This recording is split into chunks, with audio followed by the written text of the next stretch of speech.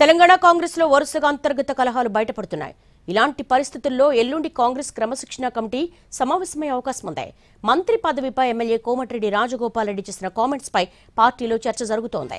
రాజగోపాల్ రెడ్డి బాహాటంగా చేసిన కామెంట్స్ పై అతనితో మాట్లాడదామని కమిటీ సభ్యులకు మల్లు రవి చెప్పారు. మరోవైపు గజ్వేల్లో డీసీసీ అధ్యక్షుడు నర్సారెడ్డిపై ఎస్సీ ఎస్టీ అట్రాసిటీ కేసు నమోదైంది. అంతేకాకుండా కొండా మురళి ఫిర్యాదు వ్యవహారం పెండింగ్ లో ఉంది.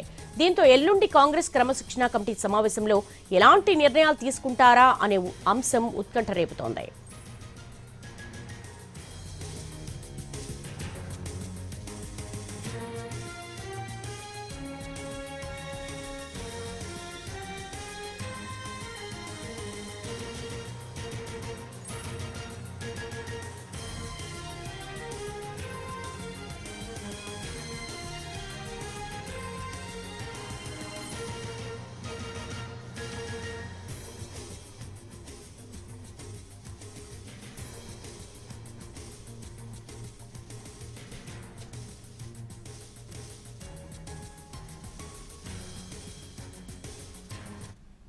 తెలంగాణ కాంగ్రెస్ లో వరుసగా అంతర్గత కలహాలు బయటపడుతున్న ఇలాంటి పరిస్థితుల్లో ఎల్లుండి కాంగ్రెస్ క్రమశిక్షణ కమిటీ సమావేశమయ్యే అవకాశం ఉంది. దీనికి సంబంధించి మా స్పెషల్ కరెస్పాండెంట్ చారిని అడిగి మరిన్ని వివరాలు తెలుసుకుందాం. చారి, కాంగ్రెస్ క్రమశిక్షణ కమిటీ సమావేశమయ్యే అవకాశం ఉన్నట్టుగా తెలుస్తోంది. స్పెషల్లీ రాజగోపాల్ రెడ్డి అలాగే ఎమ్మెల్యే కోమటిరెడ్డి రాజగోపాల్ రెడ్డితో పాటు ఇతర అంశాలు కూడా క్రమశిక్షణ కమిటీ ముందుకు వచ్చే అవకాశం ఉందా?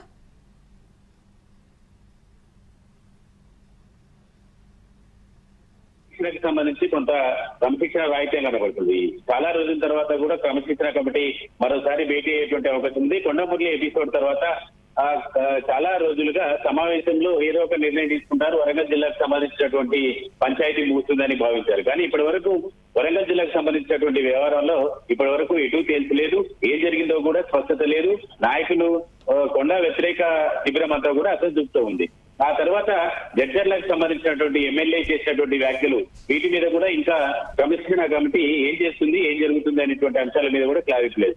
తాజాగా కోమటిరెడ్డి రాజగోపాల్ రెడ్డి చేసినటువంటి వ్యాఖ్యలకు సంబంధించినటువంటి విషయంలో కూడా పార్టీలో చాలా మంది నాయకులు కొంత అభ్యంతరాన్ని వ్యక్తం చేస్తున్నారు. అయితే దీని మీద ఇప్పటి వరకు క్రమశిక్షణ కమిటీకి ఎవరు ఫిర్యాదు చేయలేదు. కానీ ఈ వ్యవహారం మీద క్రమశిక్షణ కమిటీ సభ్యులతో మల్లు రవి మాట్లాడినట్టు తెలుస్తుంది.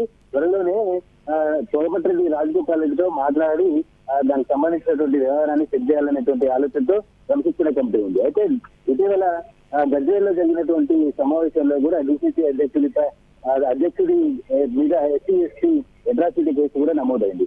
ఈ జరుగుతున్నటువంటి పరిణామాలు వీటన్నిటిని దృష్టిలో పెట్టుకుని క్రమశిక్షణ కమిటీ త్వరలోనే సమావేశం అవ్వాలనేటువంటి ఆలోచనతో ఉన్నట్టు తెలుస్తుంది.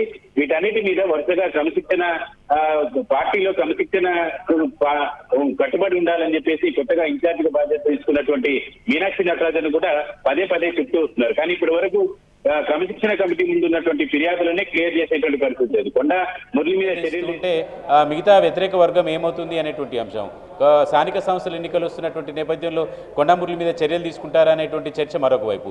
ఇలా నాయకులు యథేచ్ఛగా మాట్లాడుతున్నప్పటికీ కూడా వాళ్ళని కట్టడి చేయడం కానీ కంట్రోల్ చేయడం లేకపోతుంది అనేటువంటి అభిప్రాయం వ్యక్తమవుతుంది.